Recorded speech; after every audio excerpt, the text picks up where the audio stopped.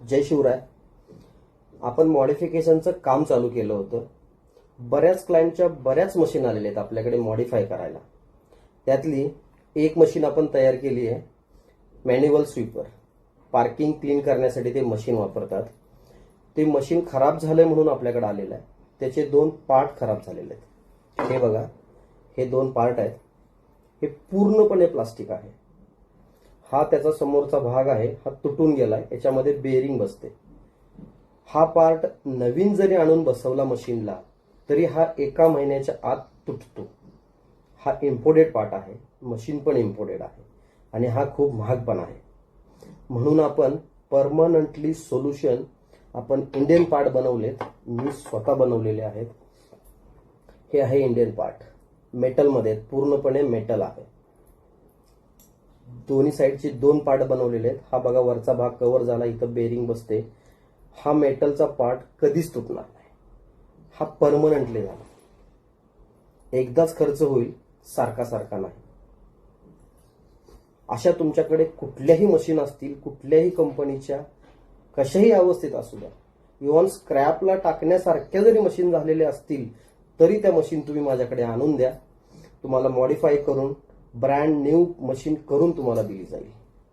ही Anuj एंटरप्राइजेसची guarantee आहे.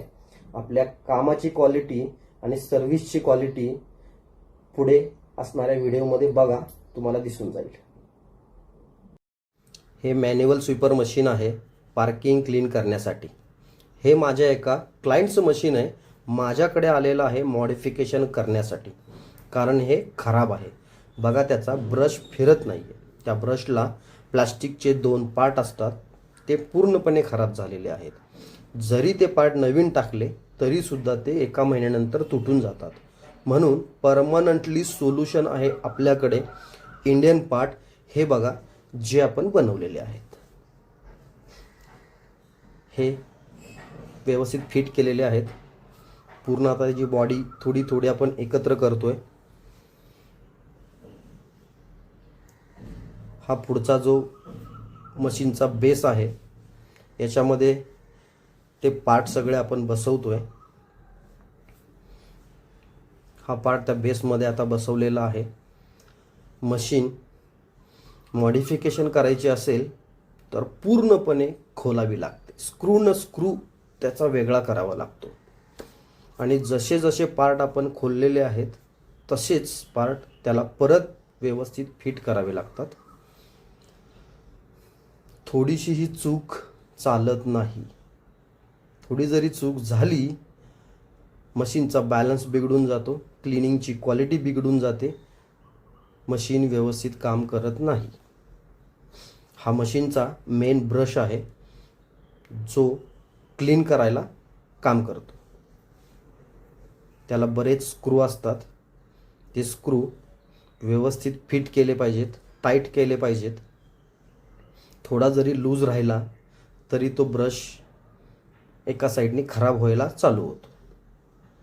सगळी कामं काळजीपूर्वकच करावी लागतात. बघा, ते ब्रश व्यवस्थित फिट झालेला आहे. तो फिरतोय की नाही तो चेक केलेला आहे. आता गिअर आणि एका साईडचं व्हील हे आपण बसवतोय. परत हे दुसऱ्या साईडचा गिअर आणि दुसऱ्या साईडचं व्हील हे पण आपण बसवतोय. बसवल्यानंतर व्यवस्थित चेक करावं लागतं.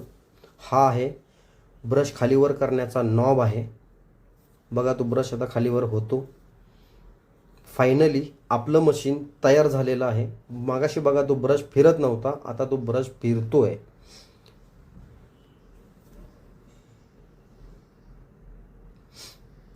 फायनली मशीन आपलं पूर्णपणे तयार झालेलं आहे. डस्ट टँक बसवून फायनलची ट्रायल घेतोय आपण. क्वालिटी तुमच्या समोर आहे. आपण बनवलेले पार्ट, आपली सर्व्हिस आणि आपल्या कामाची क्वालिटी तुमच्या डोळ्याच्या समोर आहे. पार्किंग व्यवस्थित स्वच्छ होतंय ते बघून घ्या.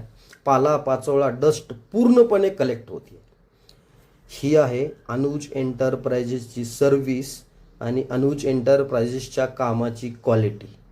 ही फक्त तुम्हाला मीच देऊ शकतो. कुठल्याही कंपनीची मशीन घ्या, तुम्हाला प्रॉपरली सर्व्हिस मिळत नाही. काही अडचण असेल फक्त अनुज एंटरप्राइजेसला गाठा, सगळी कामं तुमची होऊन जातील. धन्यवाद.